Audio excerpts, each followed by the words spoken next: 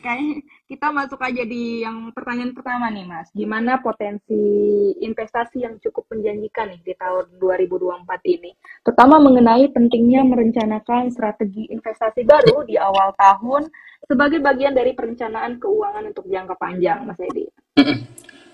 Oke, mungkin saya akan mengajukan strategi investasi saya Boleh. yang mungkin sudah biasa saya lakukan, tapi mungkin juga baru bagi investor yang lain, Mm-mm.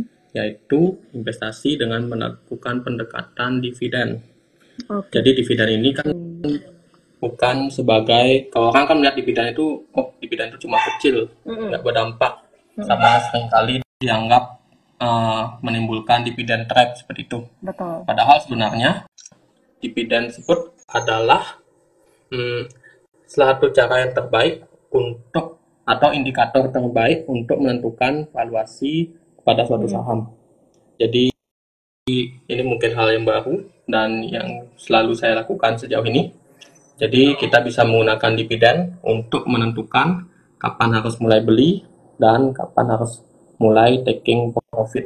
Namun tentu sebelum itu kita juga harus memastikan kinerja perusahaannya bagus dan dividennya memang konsisten.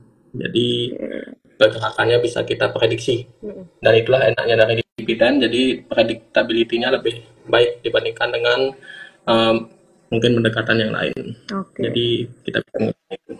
Salah satunya itu ya, Mas, Ya, dividen. Nah, kira-kira Mas Hedi sahamnya apa nih yang biasanya mendapatkan dari dividen? Boleh Mas di-spill oke. dikit. Iya. Jadi kalau memang strategi ini tidak bisa kita mengandalkan satu atau dua emiten saja. Betul. Jadi kita pastikan harus melakukan diversifikasi. Kalau saya pribadi diversifikasinya luas, nggak cuma pada emiten tertentu saja, tapi juga di sektor yang berbeda saya sebarkan uang saya. Jadi saya memiliki banyak banyak emiten di portofolio saya. Karena keuntungannya, karena kan dividen tersebut lebih pasti sifatnya. Jadi pastilah. Namun tentu saja kenaikan harga saham tersebut tidak semuanya pasti akan naik dalam serentak. Jadi bisa tahun ini mengalami peningkatan ataupun tahun depan atau bahkan beberapa tahun lagi. Jadi dividen tersebut bisa kita andalkan secara sementara dulu untuk mengantisipasi dari inflasi. Karena kan Oke. itu merupakan tantangan utama dari kita sebagai investor, yaitu kita harus menghadapi inflasi yang pasti akan terjadi. Jadi idealnya investasi kita memang melampaui inflasi tersebut, dan dividen yang dengan yield yang bagus bisa kita gunakan untuk menutupi dari inflasi sembari kita masih melakukan averaging down. Begitu. Baik, baik. Ini bisa menjadi acuan ya untuk teman-teman mungkin bisa menekankan juga nih pentingnya memiliki rencana investasi yang terencana dengan baik nih teman-teman untuk mencapai tujuan keuangan jangka panjang tersebut dengan menggunakan dividen nih teman-teman. Oke, dalam konteks tahun baru ini nih Mas Edi, ada nggak aspek-aspek khusus yang sebaiknya dipertimbangkan dalam mengembangkan strategi investasi yang paling efektif nih menurut Mas Edi?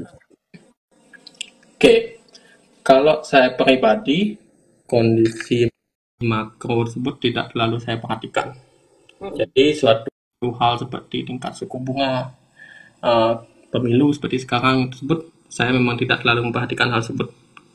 Karena yang penting adalah kinerja dari masing-masing emiten. Hmm. Karena seringkali ada fase misalnya ketika sektor properti misalnya, ketika mengalami kan sering dikatakan properti tersebut kurang menarik seperti itu. Tapi ada beberapa emiten yang memang kinerjanya sangat bagus dan fundamental secara valuasinya masih tergolong under value, sehingga emiten tersebut masih menarik meskipun di sektor yang kurang menarik. Tapi ada beberapa emiten atau sektor yang memang sekarang sedang menarik sekali, tapi ada beberapa perusahaan yang masuk di sektor tersebut yang memang kurang baik. Maka dari itu saya lebih fokus pada kinerja masing-masing emiten tersebut. Jadi saya pastikan kinerjanya bagus dan valuasinya murah, risiko dari utang ataupun risiko lainnya tersebut minim, dan tentunya membagikan dividen yang berkelanjutan. Jadi memang itu yang lebih saya pastikan. Berarti bisa dibilang Mas Edi ini lebih menggunakan fundamental ya daripada analisa teknikal sendiri ya? Ya. Oke. Tadi Mas Edi juga sempat singgung masalah sektor yang tahun ini tuh cukup kuat. Kira-kira sektor apa itu, Mas? Bisa dikasih insight nggak ke teman-teman semua?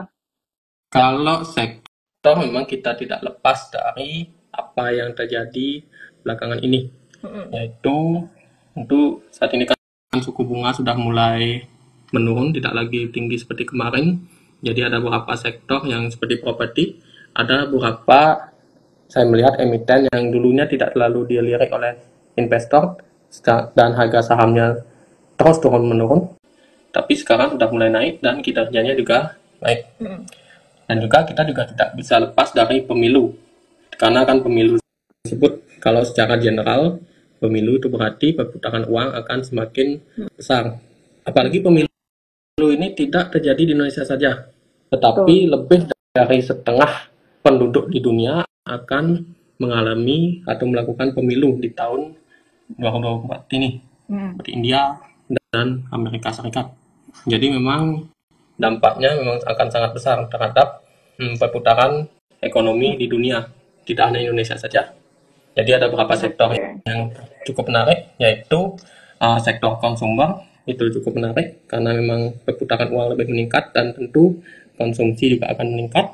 Dan juga sektor perbankan yang memang sektor tersebut memang sudah baik di Indonesia. Memang di negara lain mungkin nggak terlalu bagus, tapi di Indonesia masih sangat baik perbankan.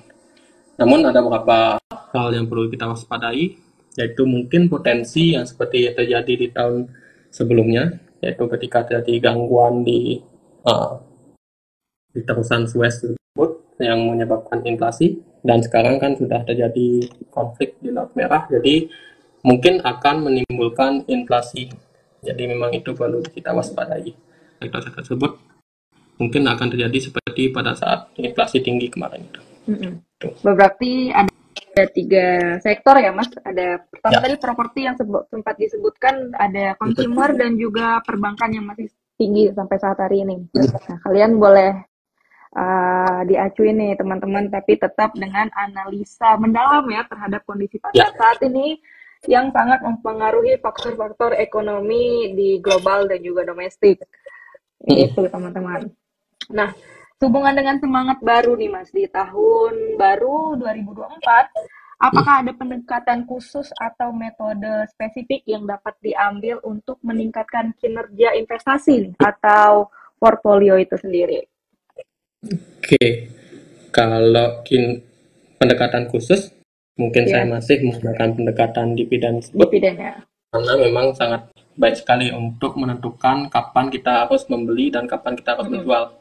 Jadi mungkin sebelumnya banyak orang yang masih belum menggunakan tersebut mungkin bisa mempertimbangkan untuk menggunakan pendekatan tersebut, karena kalau di penggunaan dividen tersebut akan membuat kita jauh lebih tenang ketika menghadapi siklus harga saham, karena kan saham tersebut pasti akan naik atau turun seiring dengan waktu, karena bisa saja perusahaan yang kita beli meskipun bagus, kinerjanya bagus dan under value, tapi pasti ada potensi harga sahamnya mengalami penurunan. Nah, dari dividen itulah yang bisa kita gunakan untuk sementara waktu untuk minimal menutupi investasi kita tersebut dari dampak inflasi selama kita menunggu harga sahamnya rebound. Dan kita juga bisa menggunakan dividen tersebut untuk averaging down, untuk membeli saham lagi, sehingga nanti ketika sudah mulai pembalikan, maka pembalikannya akan lebih cepat. Gitu. Nah, kira-kira kalau bahas dividen nih Mas, kan banyak banget pemula-pemula atau investor nih yang nggak tahu dividen itu apa sih Mas, gimana sih cara penggunanya, gimana nih tips dan triknya, tiba-tiba saya beli saham ini dividennya udah ada aja nih, gimana tuh Mas cara jawabnya tuh? Oke, jadi kita coba melihat dividen tersebut bukan sebagai bonus tahunan, tapi kita coba memandang dividen tersebut sebagai alat untuk menentukan harga wajar. Namun sebelum itu kita pastikan dulu dividennya tersebut memang berkelanjutan apa tidak, Karena kan kadang ada beberapa sektor yang memiliki dividen yang tergantung kinerjanya. Satu contohnya yaitu sektor pertambangan, yang mana kemarin kan pada saat harga batu bara tersebut meningkat, tentu kinerjanya naik sehingga dividennya menjadi luar biasa. Dan kita juga berhati-hati, jangan kita mentang-mentang dividennya tinggi langsung kita masuk dengan banyak, tapi pada akhirnya harga batu bara kembali terkoreksi sehingga kinerjanya pun menurun dan dividennya juga menurun. Jadi kita pastikan sekonservatif mungkin dalam menentukan dividen tersebut. Jadi kalau misalnya biasanya dividennya dibagikan sekali setahun dengan jumlah kurang lebih Rp100 per lembar saham. Tapi tiba-tiba di tahun ini dia membagikan dividen tinggi karena dia mungkin membagikan laba ditahannya. Jadi kita tidak menggunakan dividen yang tinggi tersebut untuk menghitung harga wajarnya. Tapi kita menggunakan dividen secara historis. Makanya analisa historis tersebut sangat penting dilakukan, dan saya pribadi juga sangat suka mengumpulkan data-data historis dari kinerja setiap emiten dan selampau mungkin. Bahkan ada beberapa emiten yang saya miliki analisa kinerjanya dari tahun 90-an. Jadi sehingga saya bisa tahu jangka panjang kayak gimana sih perkembangan perusahaan tersebut. Apakah memang berkelanjutan atau tidak. Sehingga dividennya lebih bisa kita prediksi di tahun berikutnya. Oke. Menggunakan laporan keuangan di jangka panjang. Untuk jangka panjang ya, Mas? Ya. Itu saran atau rekomendasi ini tuh bisa disesuaikan aja nih ya dengan teman-teman semua, dengan semangat dan juga strategi investasi kalian masing-masing nih untuk meningkatkan kinerja investasi kalian di jangka panjang. Nah, tadi ada yang nanya nih, Kak, ada rekomendasi investasi apa di tahun politik ini? Kira-kira Mas Edi nih ada rekomendasi nggak?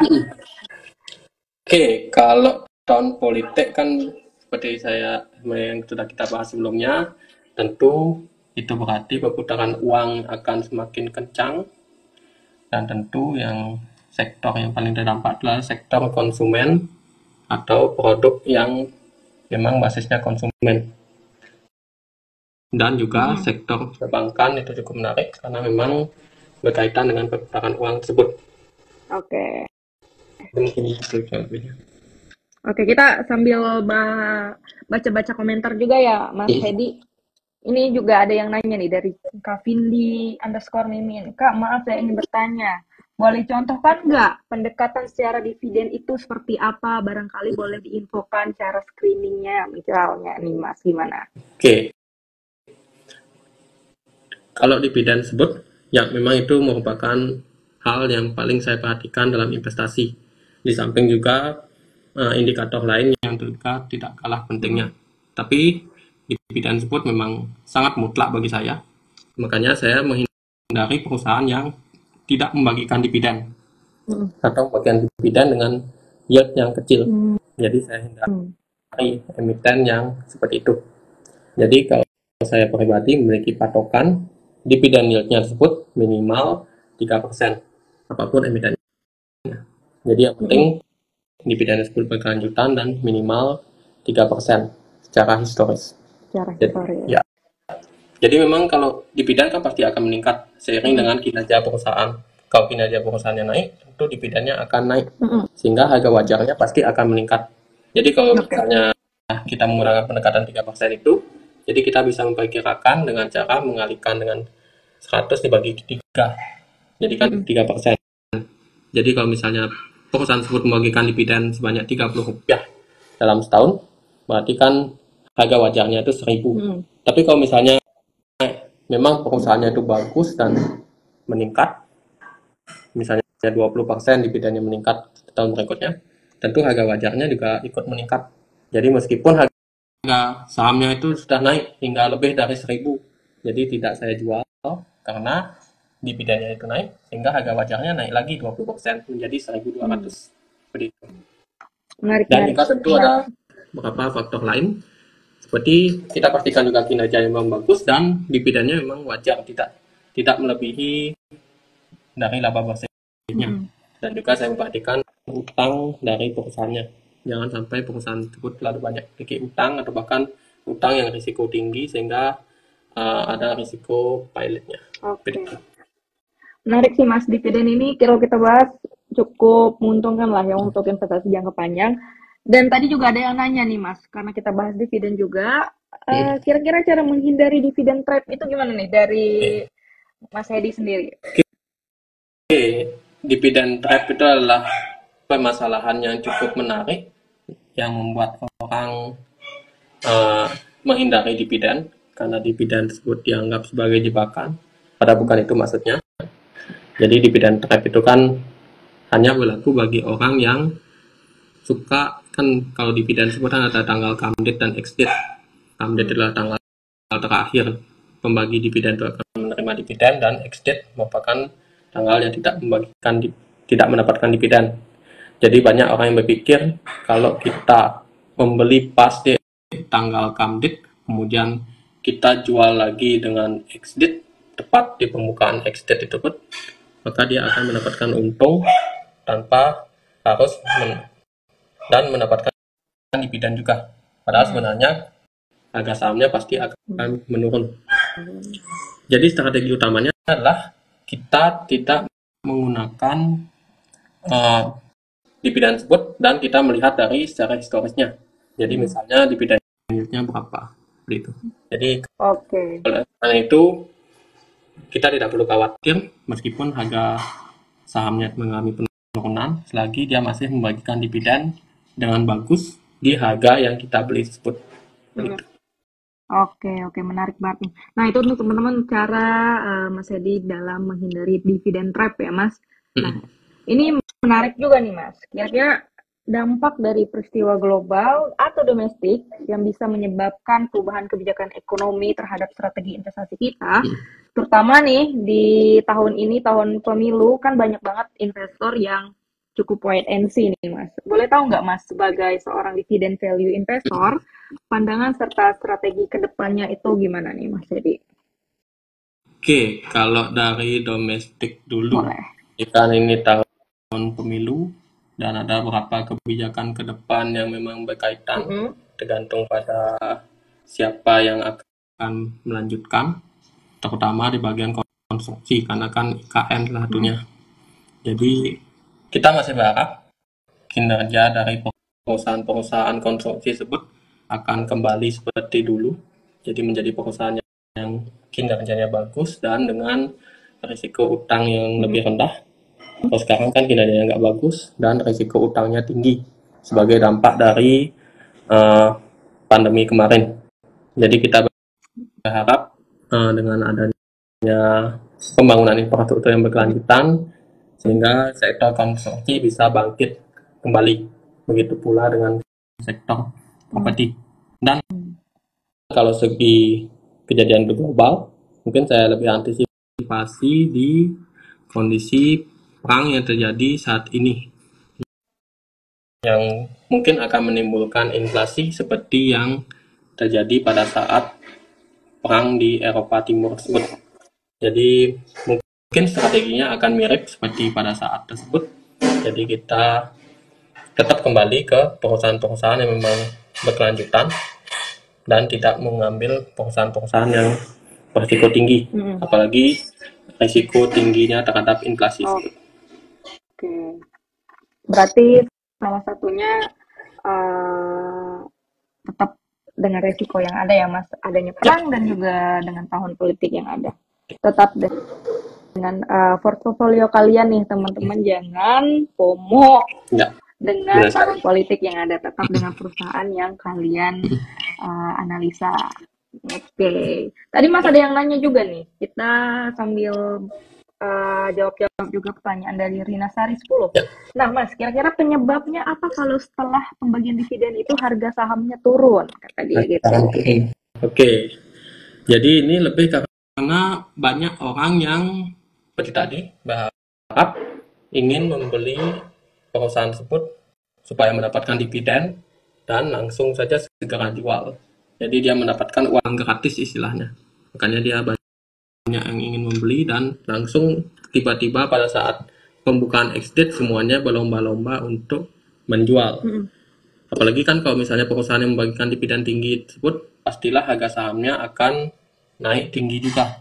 Jadi dia berharap ingin mendapatkan capital gain yang tinggi tersebut, berikut pula dividennya. Tentu karena semua orang seperti itu, jadi penawaran sahamnya tinggi dibandingkan dengan permintaan, sehingga itu menyebabkan harga sahamnya turun. Tapi sebagai dividen investor yang menilai perusahaan tersebut dari dividen yang berkelanjutannya, saya tidak perlu khawatir. Meskipun saya membelinya di tanggal come date selama perusahaan tersebut masih bagus. Tapi tentu saya memperhatikan secara teknikal sedikit.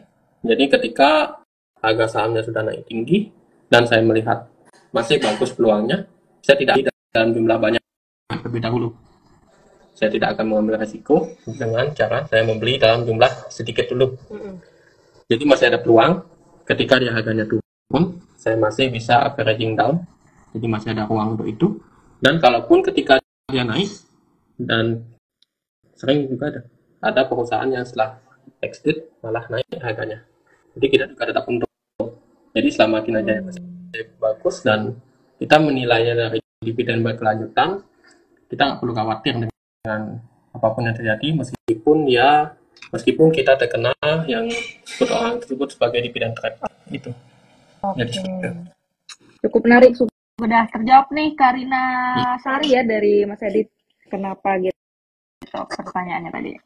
Oke, sektor apa yang menarik di tahun 2024 itu sudah terjawab ya tadi Mas Part-Time Trader 24, itu ada 3 yang direkomendasikan dari Mas Hedi, ada properti, consumer, dan juga perbankan. Itu sektor yang menarik menurut Mas Hedi di tahun 2024. Bisa kalian analisa dulu, disclaimer on ya teman-teman, jadi jangan langsung langsung nggak dibeli ataupun jual nih teman-teman. Nah oke.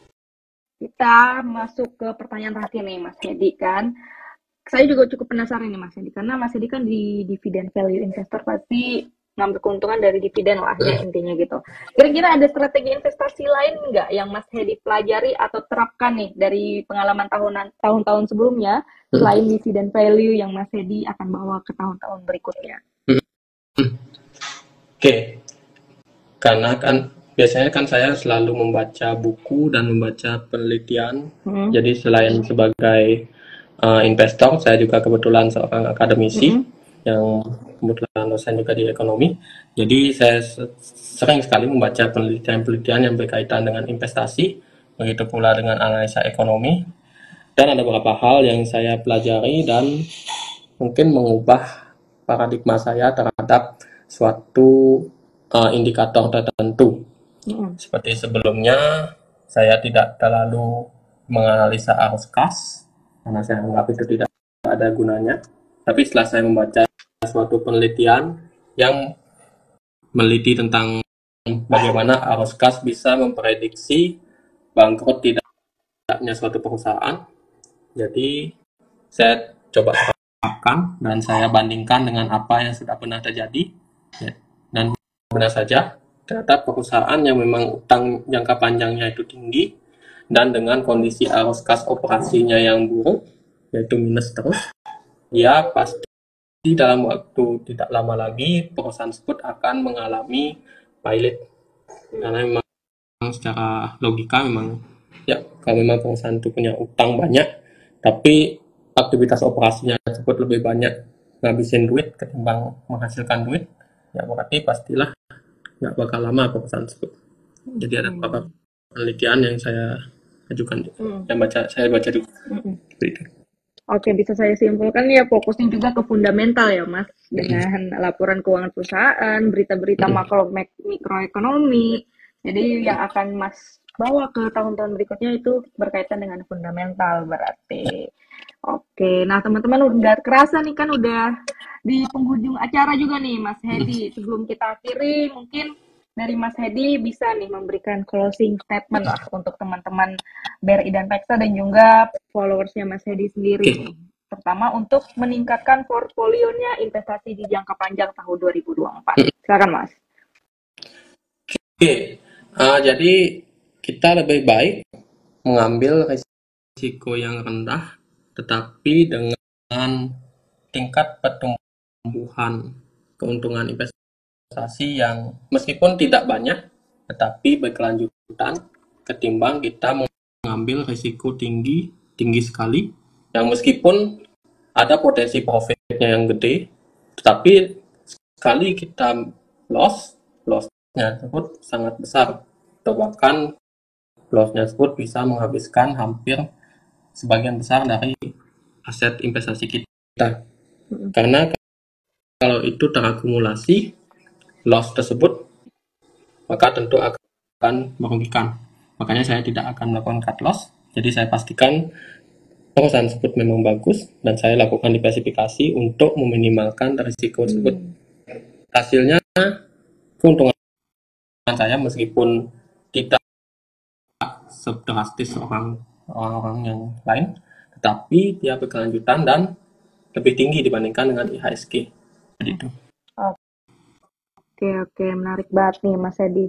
Terima kasih banyak ya Mas untuk kolaborasi live kita malam hari ini, untuk waktunya juga udah berbagi pengetahuan berharga terkait strategi investasi di 2024 dan juga dividen nih. Terima kasih juga kepada penonton semua yang udah bergabung di live kita malam hari ini.